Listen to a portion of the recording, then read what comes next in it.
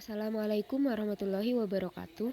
Saya Anil Listiana dari Prodi Agroteknologi kelas C.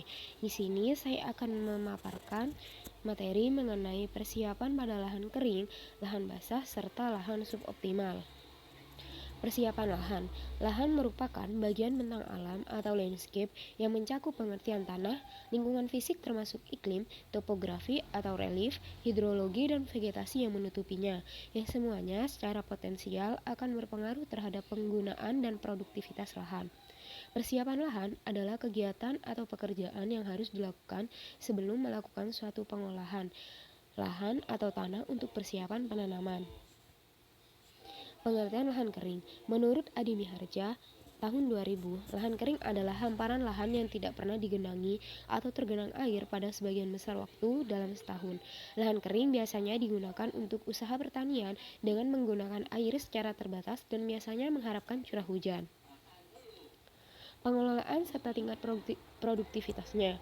Pengelolaan sumber daya lahan kering merupakan suatu cara pengelolaan bagian lingkungan hidup untuk mendapatkan kesejahteraan bagi manusia, karena sebagian besar lahan kering memiliki tingkat kesuburan rendah dan sumber pengairannya terbatas dengan mengharapkan curah hujan. Curah hujan dapat dimanfaatkan secara seksama di lahan-lahan kering. Lebih baik lagi jika dimanfaatkan secara efisien sehingga dapat mendukung proses produksi tanaman pangan semusim selama 2 musim tanam. Oleh karena itu, pada lahan kering, curah hujan dan kapasitas tanah memegang air merupakan salah satu faktor yang menentukan keberhasilan produksi pangan. Pengertian lahan basah.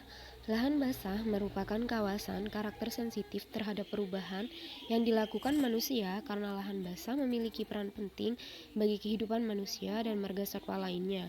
Fungsi lahan basah tidak hanya untuk sumber air minum dan habitat beraneka ragam makhluk, tetapi memiliki fungsi ekologis seperti pengendali banjir, pencegah iklim global. Menurut Harjo Mijoyo dan Setiawan 2001, pengelolaan lahan basah dapat dilakukan dengan mengatur pengelolaan lahan dan tata mikro ramah lingkungan. Lahan basah memiliki karakter yang khusus karena identik dengan air.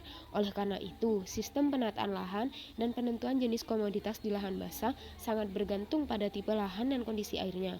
Pada umumnya, lahan basah dikelola menjadi areal pertanian atau perkebunan. Tingkat produktivitas lahan basah. Peningkatan daya dukung lahan basah untuk pertanian harus menerapkan sistem usaha tani berkelanjutan. Sistem usaha tani berkelanjutan merupakan tujuan penerapan pengelolaan lahan basah terpadu. Pengelolaan tanah dan air ramah lingkungan merupakan kunci dari pengelolaan lahan basah terpadu.